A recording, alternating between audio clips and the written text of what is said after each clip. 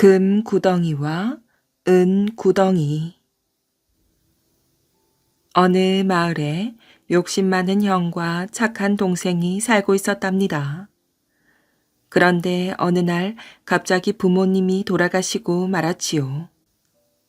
부모님은 형제가 나눠 가지고도 남을 만큼 많은 유산을 남겨주었지만 욕심 많은 형은 그 재산을 모조리 다 가지고 싶어 하였어요. 그래서 달랑 도끼 한 자루만 던져준 채 동생을 내쫓아 버렸지요. 넌 이걸 가지고 가서 열심히 살아라. 그리고 형편이 되거든 아버지 제사도 잊지 말고 지내거라. 마음씨 착한 동생은 형이 준 도끼를 받아들고 집을 나섰답니다. 매일매일 숲에 가서 열심히 나무를 해다 팔았어요. 하지만 나무를 판 돈으로는 제사는커녕 겨우 굶는 걸 면하는 정도였지요. 그러던 어느 날 나무를 하던 동생은 깜빡 잠이 들었습니다. 그런데 그 사이 원숭이 무리가 나타나 동생을 어디론가 데려갔어요.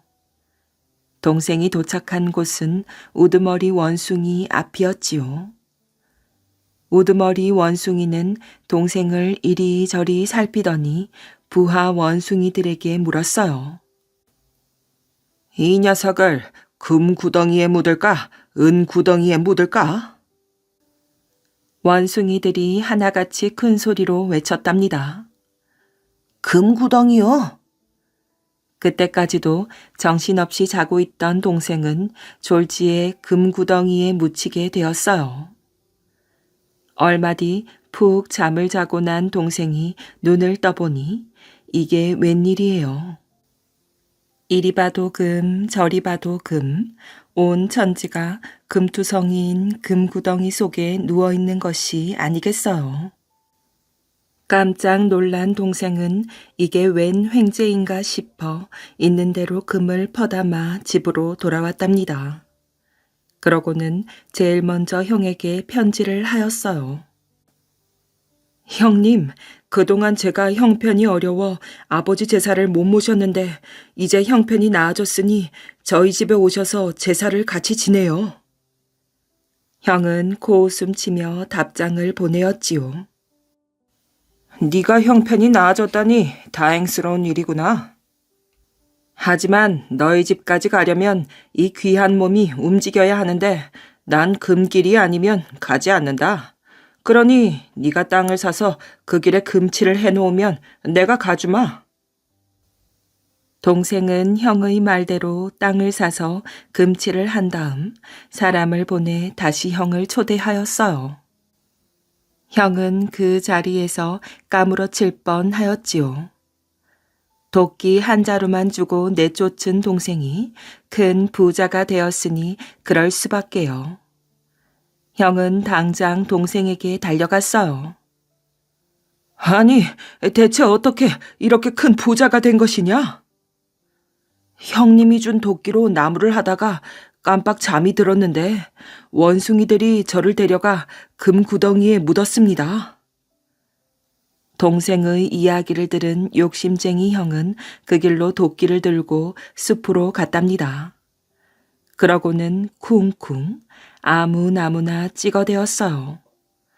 원숭이가 나타나기를 기다리면서 말이지요. 이제는 나타나겠지. 형은 도끼를 내던지고 나무 아래에 누워 잠이 든 척 하였지요. 그러자 정말로 원숭이 무리가 나타났어요. 형은 눈을 꼭 감은 채 우두머리 원숭이 앞으로 실려갔답니다. 우두머리 원숭이는 형을 쓱 훑어보더니 부하들에게 물었어요. 이 녀석을 금구덩이에 묻을까, 은구덩이에 묻을까? 원숭이들이 일제히 외쳤답니다. 은구덩이요? 자는 척하고 있던 형은 은구덩이라는 소리에 눈을 번쩍 뜨고는 다급하게 외쳤어요. 아니, 금구덩이에 묻어주세요. 깜짝 놀란 원숭이들은 한꺼번에 형에게 달려들었지요. 그러고는 땅 밑 구멍으로 형을 휙 집어던져 버렸어요. 그 뒤로 욕심쟁이 형을 본 사람은 아무도 없었답니다. 두 나라의 전쟁을 막은 구토 설화. 선덕여왕 즉위 11년 대장군 윤충을 앞세운 백제군은 신라의 대야성을 함락시키고 대야성의 성주인 김품석과 그 일가를 모두 몰살시켰답니다. 대야성의 성주 김품석은 김춘추의 사위로서 그 비보를 전해 들은 김춘추의 마음은 예리한 칼로 가슴살을 한 점 한 점 저며내는 듯이 고통스러웠지요. 하룻밤을 꼬박 눕지도 않고 먹지도 않고 피눈물을 쏟으며 보낸 김춘추는 사사로운 자신의 슬픔보다는 나라의 위기가 더 시급하다는 판단을 내리고 날이 밝자마자 서둘러 황궁하여 선덕여왕 앞에 무릎을 꿇었습니다. 이미 대야성의 함락을 보고받은 선덕여왕은 하루 사이에 반쪽이 된 김춘추의 얼굴을 마주대하니 애처로운 마음만 들 뿐 쉽사리 위로의 말조차 나오지 않았습니다. 선덕여왕이 위로의 말을 찾지 못해 눈가에 갠 눈물만 소리 없이 훔치고 있는데 김춘추의 굵은 목소리가 내전에 울려 퍼졌지요. 폐하, 소신의 사위인 김품석이 불충하여 대야성이 함락되었으니 그 죄를 대신 물어 소신을 죽여주옵소서. 그 무슨 당치 않은 말이오. 과인의 덕이 부족하여 경이 참척의 변을 당하게 되었으니 모두가 나의 허물인가 하여 경의 얼굴을 차마 볼 수가 없구려.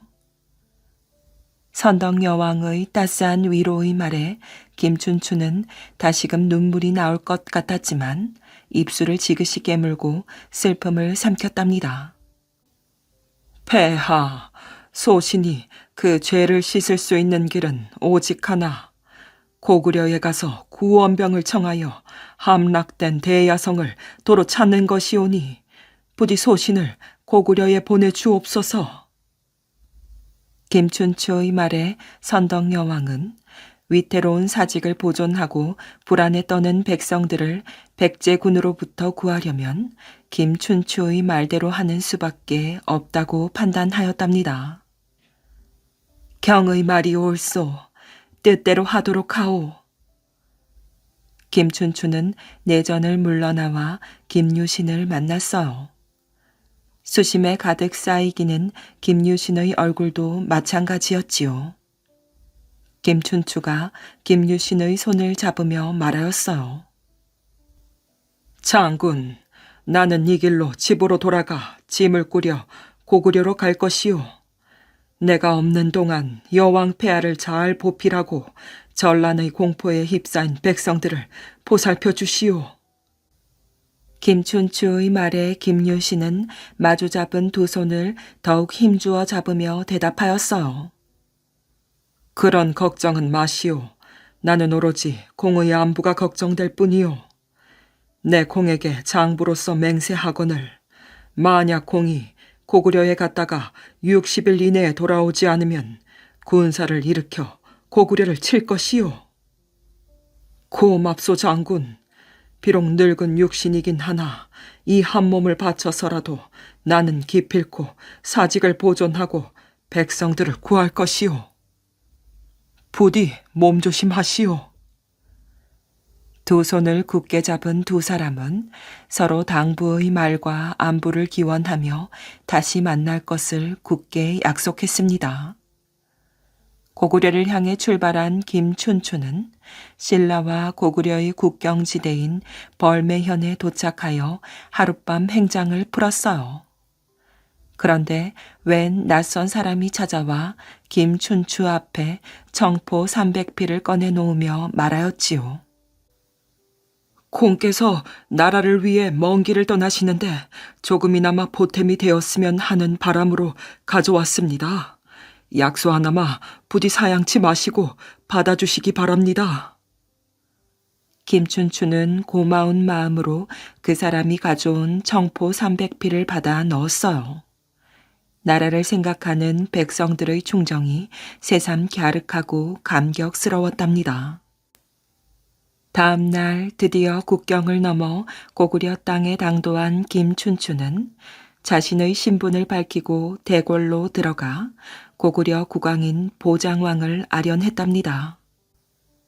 김춘추는 자국인 신라의 어려운 상황을 설명하고 보장왕에게 원병을 파견해 줄 것을 요청하였어요.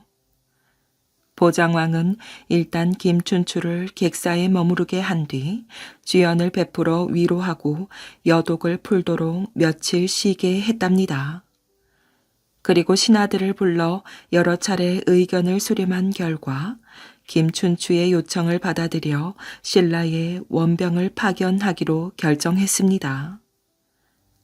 그런데 그렇게 결정이 내려진 날 저녁, 신하들 가운데 보장왕이 가장 신임하고 아끼는 선도해라는 자가 왕을 찾아와 뵙기를 청하였어요. 폐하, 소신이 폐하를 뵙고자 한 것은 다름이 아니오라. 소신의 뜻을 폐하께 아뢰고자 함이옵니다. 원병을 요청해온 김춘추라는 자는 신라뿐만 아니라 당나라에까지 널리 알려진 인물로서 외교술에 능하고 언변이 능통하다고 들었습니다. 선도해의 말에 보장왕은 묵묵히 귀를 기울였어요. 그런 자가 우리나라에 와서 원병을 요청하는 것은 분명 다른 뜻이 숨어 있을 것입니다. 소신의 생각으로는 필시 우리 고구려의 국력을 저울질하고 정세를 염탐하기 위함이라고 사료됩니다. 그러니 이 기회에 그 자를 죽여 후환을 없애시는 것이 바람직할 것이옵니다. 보장왕은 선도해의 말도 일리가 있다는 생각이 들었어요. 그렇다면 무슨 구실로 김춘추를 죽인단 말인가? 구실은 이미 제가 만들어 놓았습니다. 지금은 신라 땅으로 되어 있지만 원래 마목현과 중령은 우리 고구려 땅이옵니다. 그러니 내일 김춘추를 불러 그 땅을 돌려준다는 확답을 받으십시오. 그래서? 영토 문제는 아무리 지위가 높아도 혼자 사사로이 결정할 일이 못 되므로 김춘추는 분명 귀국한 연후 왕과 상의하여 결정을 해야 한다고 할 것이옵니다. 그러니 이를 구실 삼아 김춘추를 죽이시면 될 것이옵니다. 선도해의 말을 모두 들은 보장왕은 무릎을 치며 기뻐하였어요. 그리고 그에게 많은 금은 보화를 하사하였지요. 다음날 보장왕은 김춘추를 불러 간밤에 선도해가 시킨 대로 하였답니다. 결국 선도해의 계략에 말려든 김춘추는 옥에 갇히는 신세가 된 것이지요. 옥에 갇힌 지 여러 날이 지나도록 보장왕이 자신을 방면할 기미를 보이지 않자 김춘추는 어떻게 해서든 이 난국을 극복하고 고국인 신라로 돌아가야겠다고 생각하였습니다.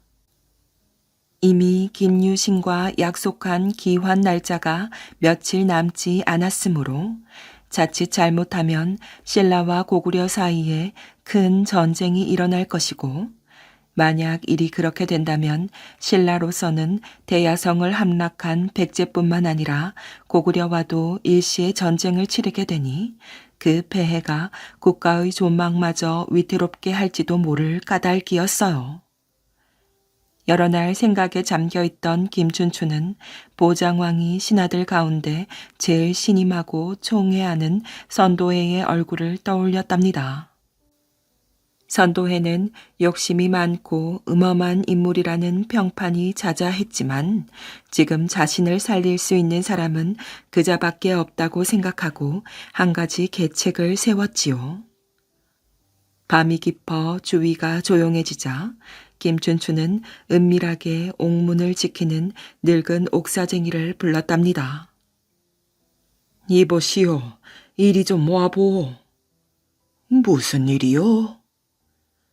한낱 옥사쟁이에 불과했지만 그래도 김춘추의 명성은 익히 들어 알고 있었던지라 늙은 옥사쟁이는 순순히 김춘추의 부름에 응하였어요. 여기에 갇힌 이상 이제 나는 죽은 목숨이나 진배 없는 몸이오. 일국의 재상이면 무엇하고 그깟 부귀 영화가 다 무슨 소용이 있겠소. 오히려 옥문을 지키며 천명을 누리는 댁이 부럽기만 하구려. 김춘추는 그렇게 탄식하며 긴 한숨을 내뱉었답니다. 늙은 옥사쟁이는 지체 높은 김춘추가 자신을 부러워한다는 말에 황공한 마음이 들어 어찌할 바를 몰랐습니다. 무슨 말씀이시옵니까, 대인? 저같이 미천한 옥사쟁이 늙은이가 부러우시다니? 아니요, 나는 정말 되게 부럽기만 하오. 기회를 놓치지 않고 김춘추가 맞받았어요. 늙은 옥사쟁이는 아무 말도 못하고 그저 가만히 서 있기만 하였답니다. 이제 곧 나는 사지에 갈 몸.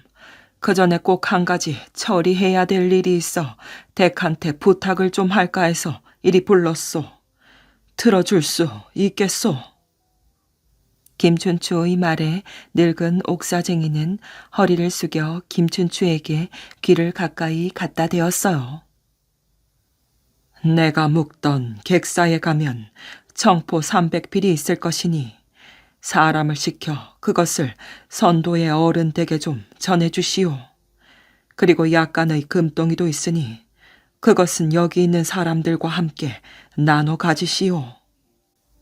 늙은 옥사쟁이는 고개를 끄덕이곤 서둘러 자리를 떴답니다. 그 뒷모습을 묵묵히 바라보는 김춘추의 얼굴에 오랜만에 흡족한 미소가 떠올랐지요.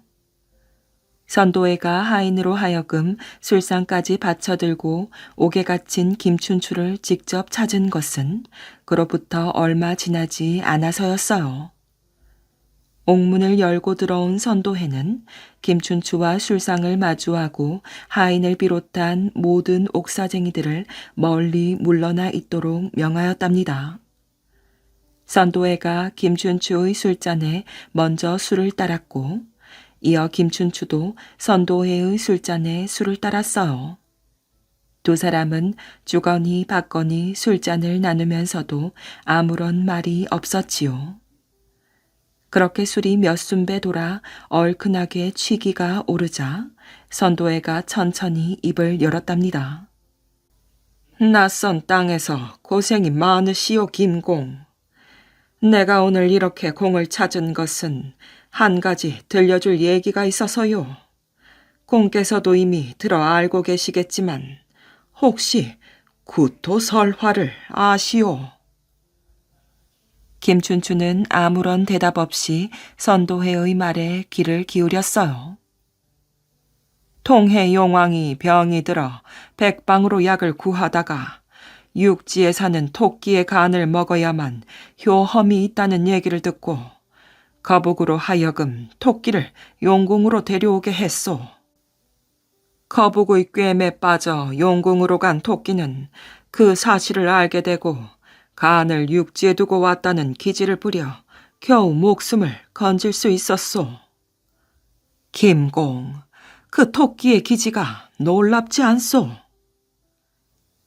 얘기를 마친 선도회는 한참 동안 김춘추의 눈을 깊숙이 들여다보더니 하인을 불러 집으로 돌아갔답니다. 한숨도 자지 않고 자리에 앉아 밤을 지샌 김춘추는 날이 밝자 보장왕 뵙기를 청하였어요. 왕을 아련한 자리에서 김춘추는 고개를 숙이고 큰 소리로 말하였지요. 폐하, 소신의 생각이 짧아 심려를 끼쳐드린 바 죄송한 마음 금할 길이 없사옵니다. 폐하의 말씀대로 마목형과 중령은 고구려 땅이 오니 신이 신라에 돌아가는 즉시 왕께 간언하여 그 땅을 돌려드리도록 하겠습니다. 김춘추의 말에 보장왕은 크게 기뻐하였어요. 옆에서 그 모습을 지켜보던 선도해의 입가에 희미한 미소가 번졌답니다. 보장왕은 김춘추를 다시 예전처럼 사신으로 예우하고 많은 예물을 하사하여 신라로 돌려보내었지요. 고구려에 간 김춘추가 약속한 기일이 지났는데도 신라에 돌아오지 않자 대군을 거느리고 고구려로 쳐들어가려 했던 김유신은 김춘추의 귀환을 누구보다 기뻐했습니다. 누구나 다 알고 있는 구토 설화가 김춘추의 목숨을 살린 것은 물론 고구려와 신라의 전쟁까지도 막을 수 있었답니다. 팔자를 바꾼 신바닥이. 옛날에 어떤 사람이 무남동녀 외아들을 하나 낳아서 키우고 있었답니다. 아이가 5살이 되어 놀고 있는데 어떤 스님이 지나가다가 보더니 그 녀석 참 잘생기기는 잘생겼다만 하면서 쯧쯧 혀를 찼어요. 그러자 아이가 급히 아버지에게 달려가서 말하였지요. 웬 대사님이 저를 보더니 그 녀석 참 잘생기기는 잘생겼다만 그러고선 갔습니다. 그러자 아버지가 얼른 쫓아나가서 스님을 붙잡았어요. 대사님, 이 아이한테 하신 말씀이 무슨 말씀입니까? 잘생기기는 잘생겼다만 어떻다는 거지요? 그러자 스님이 뜻밖의 말을 하였어요. 언젠가 호랑이한테 물려갈 팔자입니다. 그러자 아버지가 깜짝 놀라 덜썩 주저앉으며 스님에게 매달렸어요. 아이고, 하나밖에 없는 자식인데 이 무슨 말씀입니까? 살릴 방도를 알려주십시오. 그 아이를 나한테 주십시오. 그러면 혹시 살릴 수 있을지 모르겠습니다. 아버지가 허공을 바라보며 잠시 무얼 생각하다가 아들을 돌아보고서 물었답니다. 너 이 대사님을 따라갈 테냐? 그러니 아이가 따라간다는 것이었어요. 그래서 아이는 무작정 스님의 뒤를 따라 길을 나서게 되었답니다. 집집마다 다니면서 쌀을 얻는 것이 일이었지요. 그렇게 동냥질을 하면서 몇 년을 다녔던가 하루는 스님이 아이를 보고 전에 않던 얘기를 하였어요. 오늘은 나하고 자지 말고 법당 부처님 앞에서 자거라. 그래서 아이가 부처님 앞에 가서 잠을 자는데 밤중에 웬 사람들이 찾아와 웅성거리는 소리가 들렸답니다. 헤이, 오늘 먹을 고기를 놓쳤어. 아이가 문틈으로 살짝 내다보니 사람들이 뒤돌아 나가고 있는데 모두가 꽁무니에 얼룩얼룩한 꼬리를 달고 있었어요. 아이고, 호랑이구나. 겨우 살았다. 그렇게 죽을 고비를 넘기고 나자 스님은 다시 아이를 데리고 동양을 다녔답니다. 몇 년을 그렇게 다녔는지 어느 결에 아이는 총각이 되었어요. 그리고 그 사이에 아이가 하나 더 늘어 셋이서 동양을 다니게 되었답니다. 어느 날 동양차 한 커다란 집에 당도하자 스님이 두 아이한테 말하였어요. 저 집에 들어가서 쌀을 얻어오되 안에서 내주는 걸 절대 먹지 말아라. 둘이 알았다고 대답을 하고서 안으로 들어가니 아니나 다를까 주인 여자가 음식을 차려서 내주는데 밥과 반찬이 아주 푸짐한 게 먹음직스러웠어요. 총각 아이가 스님의 말을 생각하고서 가만히 밥상을 살펴보니 국 속에 사람 손가락 잘라진 토막이 보였답니다. 아, 뜨거라 싶어 먹고 싶은 생각이 싹 가시는데 같이 간 아이는 음식을 먹을 양으로 밥상 앞에 다가섰어요. 총각 아이가 그 옆구리를 손가락으로 쿡쿡 찔렀지만 아이는 모르는 척 무시하고서 밥을 국에 말아 맛있게 먹기 시작했답니다. 밥상을 물리고 나자 주인 여자가 두 사람에게 말하였어요. 우리 집에 예쁜 딸이 셋 있는데 사위감을 구하는 중이라오.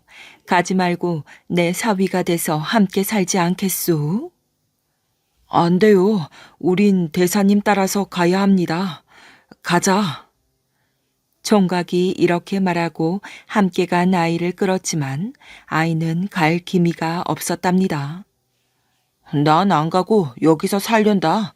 너 혼자 가라. 끝내 나오지를 않으니 총각 아이는 할 수 없이 혼자서 스님한테로 돌아갔답니다. 저 아이는 국밥을 받아 먹더니 사위 노릇한다며 나오질 않습니다. 할 수 없는 일이지. 가자꾸나. 그렇게 한참을 가다가 갑자기 스님이 발걸음을 멈추었어요. 이런, 내가 그 집에 염주를 두고 왔구나. 어서 가서 찾아오너라. 아이가 온 길을 되짚어서 아까 그 집을 찾아가니 어느새 집은 온데간데 없이 사라지고 웬 바위굴이 막아서는 것이었어요. 아이는 바윗돌 위에서 염주를 찾아 집어들고는 궁금증이 나서 굴 속을 살짝 들여다보았지요. 그 안에는 무서운 광경이 펼쳐져 있었답니다. 커다란 호랑이 하나가 새끼 3마리와 함께 피를 뚝뚝 흘리면서 아이를 뜯어먹고 있는 것이었어요. 총각 아이가 걸음아 날 살려라 도망쳐서 스님한테 가니 스님이 물었답니다. 그 아이는 어찌 됐더냐? 말도 마세요. 벌써 호랑이 밥이 됐습니다. 그럴 줄 알았다. 그게 그 아이의 운명이지. 너 대신 간 셈이다. 그러자 총각 아이는 그만 등골에 소름이 쫙 끼쳤답니다. 그때 스님이 뜻밖의 말을 꺼내었어요. 이제 너의 운명을 웬만큼 벗어난 듯하니 너의 길을 가거라. 이제 헤어질 때가 되었다. 아닙니다. 전 평생 대사님 뒤를 따르겠습니다. 그건 안 될 말이야. 너의 길은 따로 있으니 그 길을 가야지. 내 너한테 전해줄 것이 있으니 받아라. 스님은 보찜 속에서 하얀 도복 두루마기와 이상하게 생긴 부채 하나를 꺼내서 아이에게 주었어요. 이 옷을 입고서 말을 탄 다음 부채살을 하나씩 펼치면 하늘로 올라갈 수 있단다. 접으면 반대로 땅으로 내려오게 되지. 공중에 올라서 부채로 방향을 가리키면 원하는 곳으로 갈 수가 있어. 자, 이제 나는 떠난다. 그 말을 남기고 스님은 간 곳 없이 사라져 버렸답니다. 대사님, 대사님. 총각 아이가 놀라서 불렀지만 스님의 종적은 어디에서도 찾을 수 없었답니다. 항상 스님을 따라다니다가 혼자서 길을 가자니 총각은 막막하기만 하였어요. 5살 먹어 떠난 집을 찾아가자니 어디로 어떻게 가야 하는지 종잡을 수가 없었지요. 그냥 이쪽이려니 싶은 방향을 잡아서 얻어먹기도 하고 굶기도 하면서 허위허위 길을 갈 뿐이었어요. 그렇게 몇 날 며칠을 가다 보니 배고프고 지쳐서 더 가기가 어려웠답니다. 그때 마침 어떤 부잣집에 동냥을 갔더니 주인이 보고는 혀를 끌끌 차며 말하였어요. 생긴 걸 보니 빌어먹을 위인이 아닌데 웬일일꼬? 그렇게 동냥을 할 게 아니라 우리 집에 머물면서 머슴을 살면 어떻겠나. 그러자 총각 아이는 당장 배고픔을 면할 수 있다는 생각에 감지덕지에서 덥석 제안을 받아들였어요. 그때 그 집에는 아직 혼인을 치르지 않은 딸이 셋 있었답니다. 새로 머슴이 들어오자 위에 두 딸은 아주 놀림감이 생겼다고 좋아하는 것이었어요. 거지가 머슴이 됐으니 출세하였네. 어디 이것 좀 빨아볼래? 그러면서 고무신을 벗어 신 바닥으로 아이 머리를 툭툭 쳤답니다. 아이가 신을 받아 들라치면 두 처녀는 큰 소리로 깔깔거리면서 이 신바다가 하고 놀렸지요. 자꾸 그러다 보니 그만 아이의 이름이 신바다기가 되고 말았답니다. 그런데 셋째 딸은 달랐어요. 신바다기를 불쌍히 여겨서 밥도 갖다 주고 얼굴도 씻겨주고 머리도 빗겨주었지요. 겉모습은 영락없는 거지였지만 얼굴을 씻기고 머리를 빗기고 나서 보면 천하에 없는 미남이었답니다. 어찌나 잘생겼던지 셋째 딸은 머리를 빗겨주었다가도 언니들 눈에 띌세라 일부러 머리를 휘저어 헝클어뜨려 놓곤 하였어요. 그러던 어느 날 이웃 마을에 사는 친척 집에 큰 잔치가 있어 집안 식구들이 모두 잔치를 얻어먹으러 가게 되었답니다. 다들 가고 신바닥이만 혼자 남아서 집을 지켜야 하였어요. 큰딸과 둘째 딸은 깔깔거리면서 신바닥이를 놀려대었지요. 너도 가고 싶지? 네 목까지 많이 먹어줄게. 막내딸이 제일 늦게 떠나면서 따로 신바닥이에게 말하였어요. 이렇게 혼자서 집을 봐서 어쩌니? 함께 가면 좋을 텐데. 길을 나서면서도 자꾸 뒤를 돌아보는 것이었어요. 집안 식구를 다 떠나보낸 뒤에 신바닥이가 혼자 남아 가만히 무엇을 궁리하다가 한 가지 생각을 떠올렸지요. 그래, 대사님이 주신 걸 한번 써봐야겠어.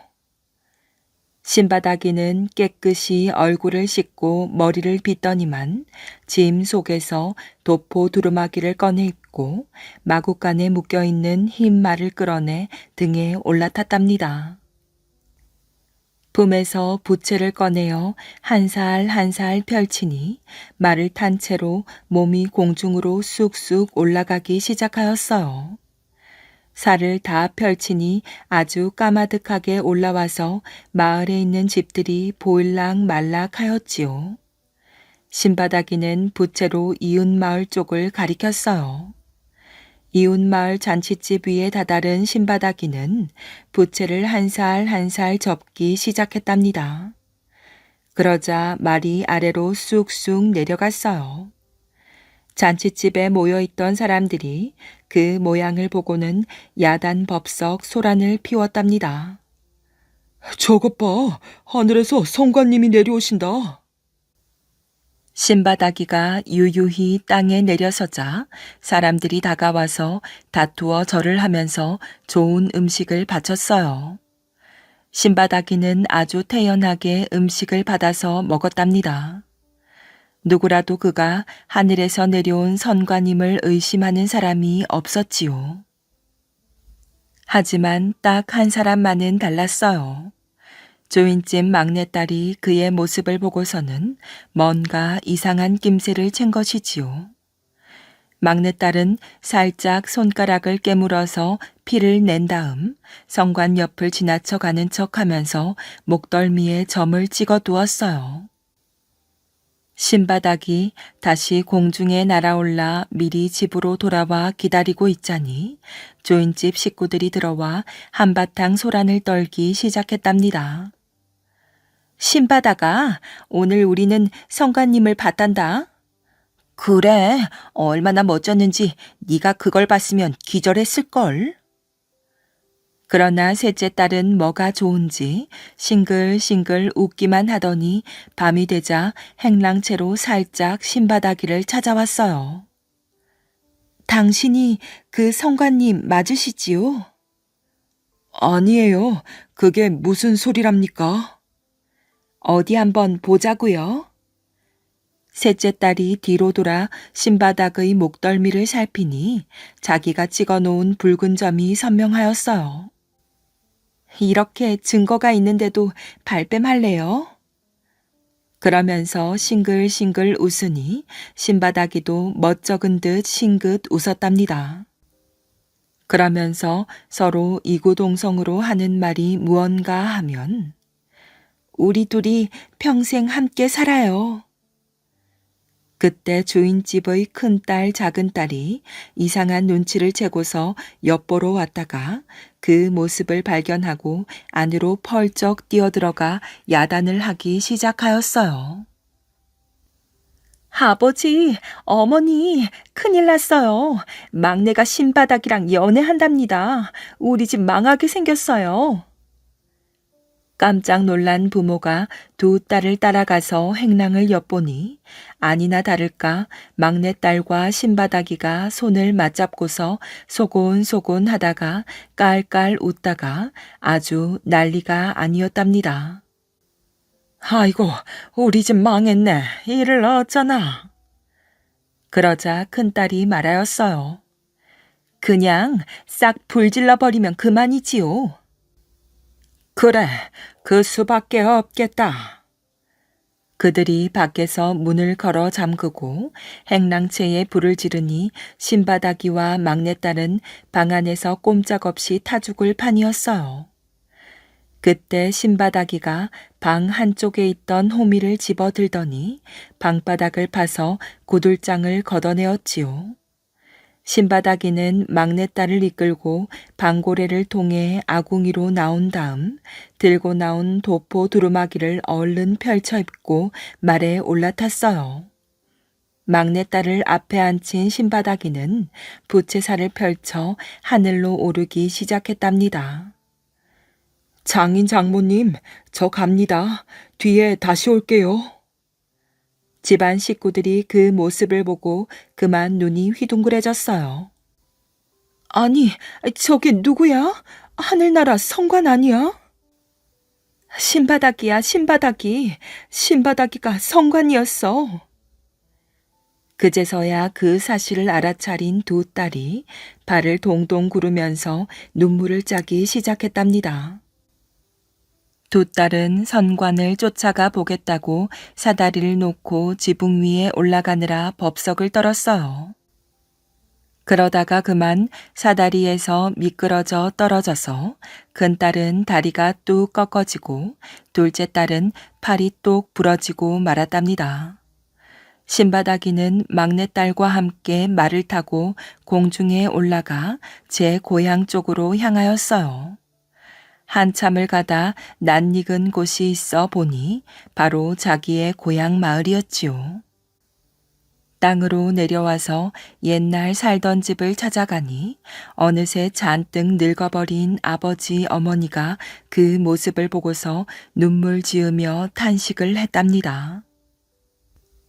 아이고, 누구는 장가를 들어 부부가 저리 다정히도 집을 찾아가건만 우리 아이는 죽었는가 살았는가 어딜 가서 돌아올 줄 모르는고.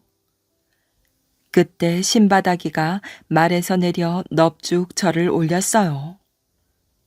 아버지 어머니, 저 왔습니다.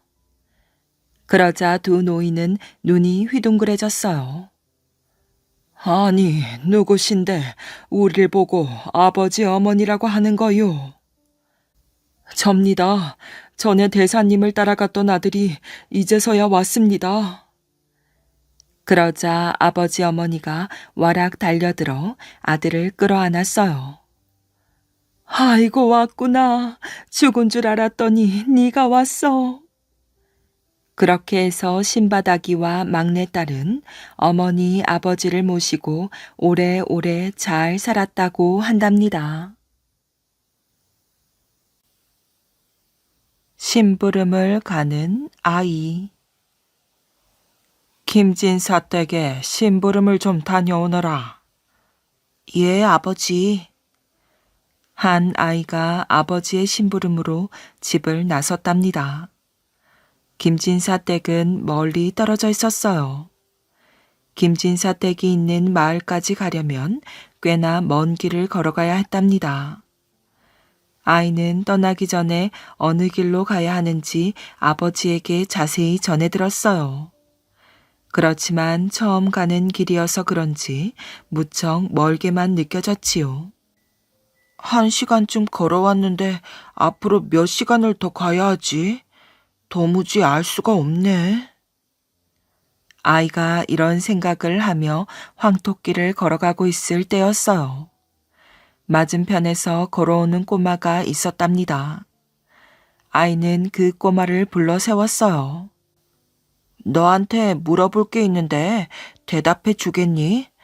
이 길이 김진사댁 마을로 가는 길 맞지? 꼬마가 대답하였어요. 길을 따라 쭉 가면 그 마을이 나온단다. 내가 그 마을에서 살거든. 김진사댁에 심부름을 가나 보지. 그래, 네가 그 마을에서 오는 길이니 잘 알겠구나. 여기서 그 마을까지 걸어가는데 몇 시간이 걸리니? 글쎄. 꼬마는 대답하지 않고 머뭇거렸어요. 그러자 아이가 다그쳤지요. 왜 대답을 안 하니? 여기서 김진사댁 마을까지 몇 시간이 걸리냐니까. 그러나 꼬마는 여전히 입을 다문 채 아무 대답도 하지 않았답니다. 마침내 아이는 토라져서 등을 돌렸어요. 대답하기 싫으면 하지 말거라. 별 이상한 녀석 다 보겠네. 그리고는 마을을 향해 걸음을 옮겼지요. 이때 꼬마는 아이의 걸음걸이를 살피더니 입을 열었답니다. 나보다 빨리 걷는구나. 그 걸음으로 가면 1시간쯤 걸리겠는걸? 그제야 아이는 꼬마가 어째서 대답을 늦게 했는지 알았답니다. 참 지혜로운 꼬마로구나. 나는 그런 줄도 모르고. 아이는 꼬마에게 고맙다고 인사하고 김진사 마을을 향해 발걸음을 재촉했답니다. 절름발이 충신. 황대중이라는 이름을 들어본 적이 있으신가요? 황대중은 두 다리를 절름거린다고 하여 양건이라는 호를 받았다고 한답니다. 황대중은 어찌해서 두 다리를 절게 되었을까요?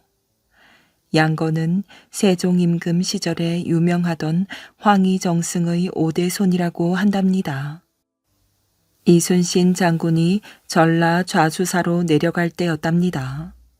양건과 양건의 친구 정경달이 이순신 장군을 찾아왔어요.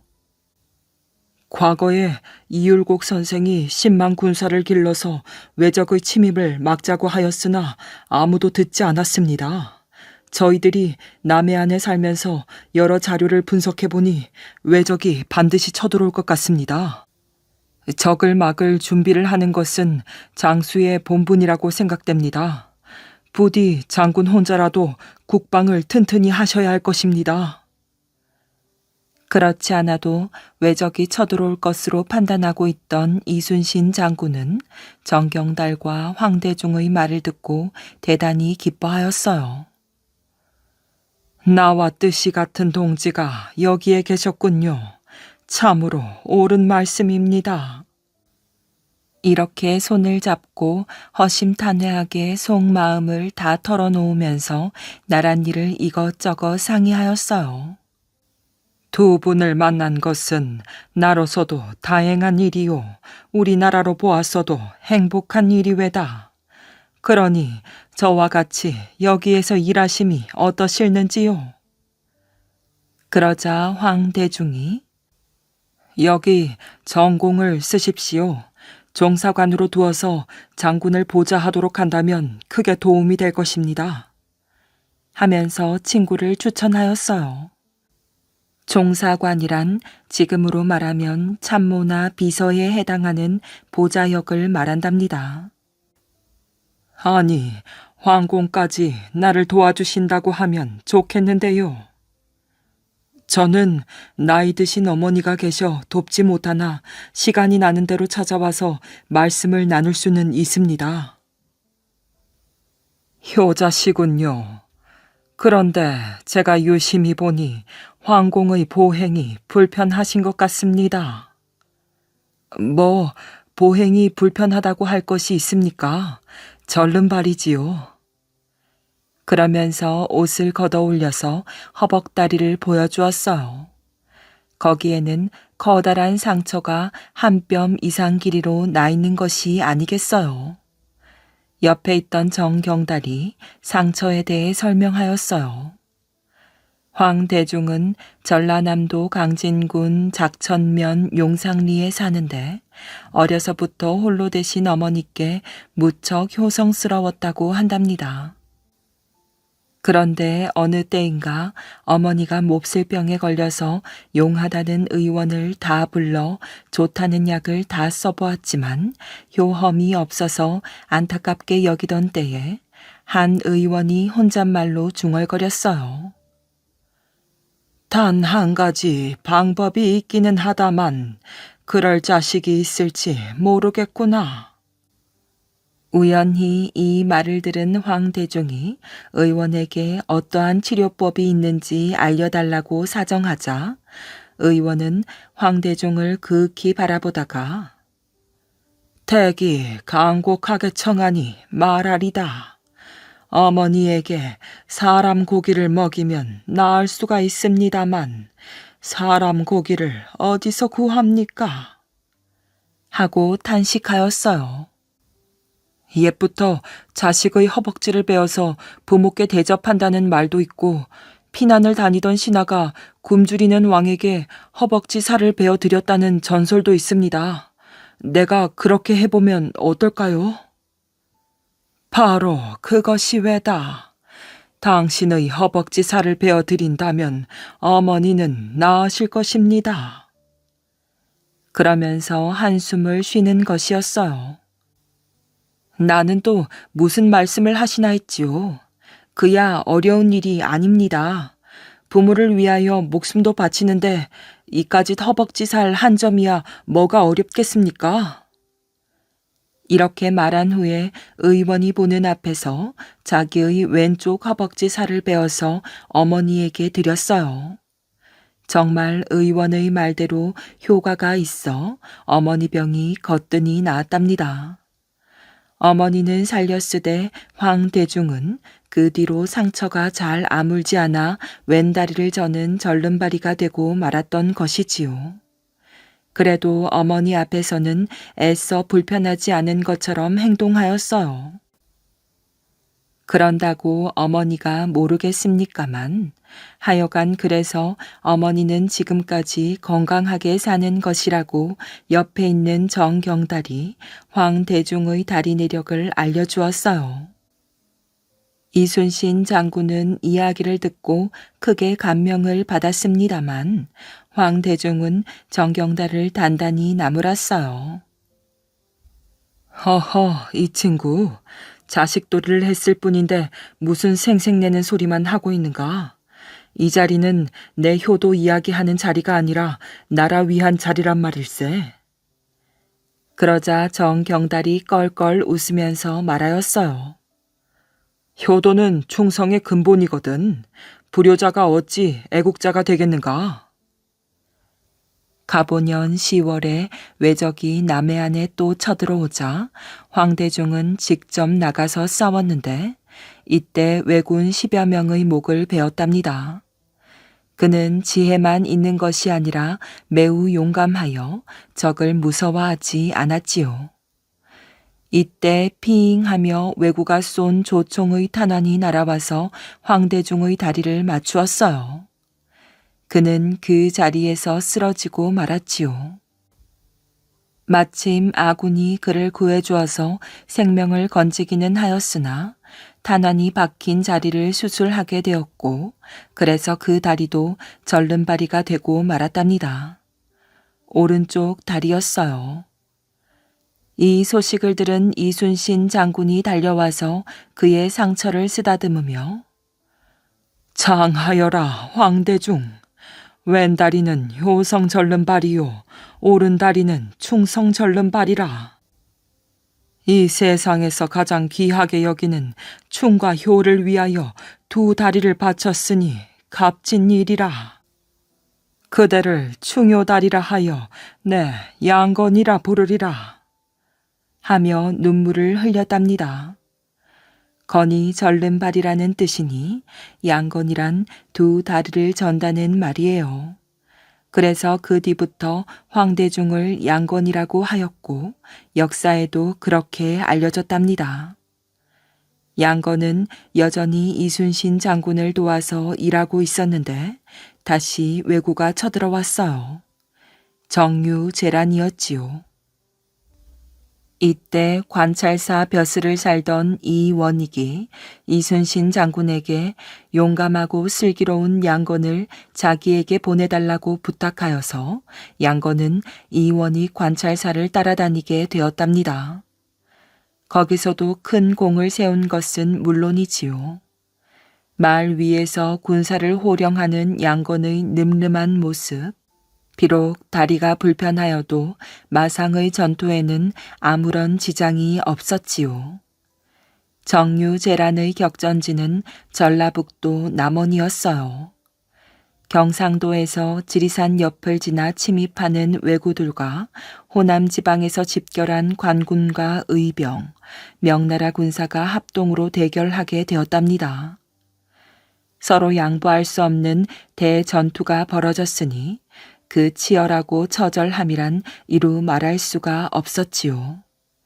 지금도 남원에는 만인의 총이라는 커다란 무덤이 하나 있는데 이것은 정유재란 때에 남원 전투에서 죽은 군사들의 주검을 묻은 곳이랍니다.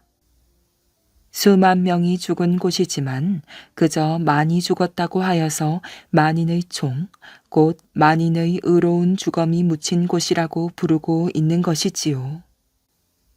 남원에서 군사를 지휘하던 양건은 말 위에서 다시 왜구의 총탄을 가슴에 맞고 떨어졌어요. 왜구들은 다 죽어가는 양건을 적의 우두머리라고 하여 다시 칼로 해치려고 달려들었지요. 이때 왜군 대장이 달려왔답니다. 잠깐, 내가 조선군에 양건이라는 장수가 있다고 들었다. 이제 보니 이 사람이 양건이로구나. 용감한 절름발이 말 위에서 군사들을 지휘하던 그대가 바로 양건이었던가? 나를 알아주는 것은 고마우나 너희들이 우리나라를 떠난다면 더욱 고맙겠다. 양건의 그 말에 왜구들은 조용히 그 자리를 떠나갔어요.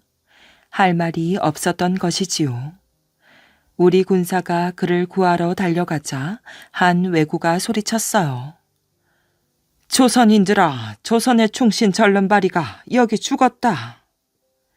그러면서 비단폭을 꺼내어 양건의 두 다리를 덮어주고 도망을 갔답니다. 그의 가슴에는 여전히 피가 흐르고 있었어요.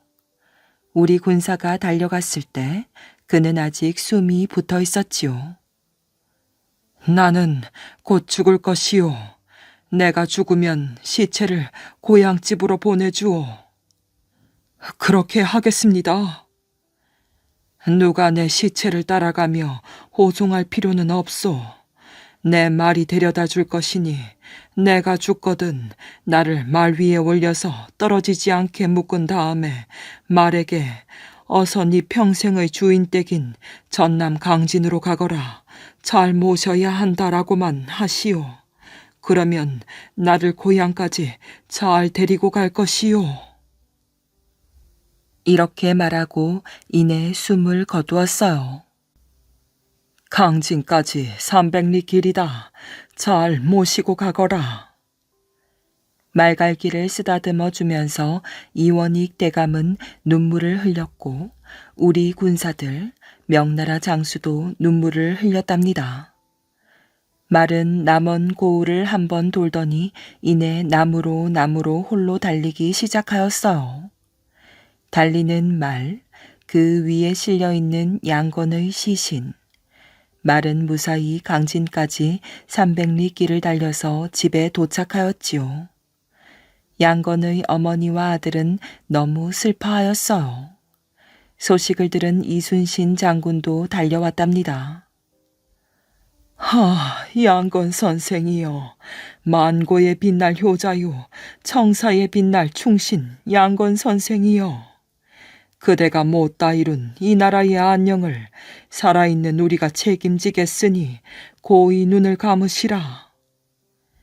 이렇게 제사에 쓸 제문을 지었답니다.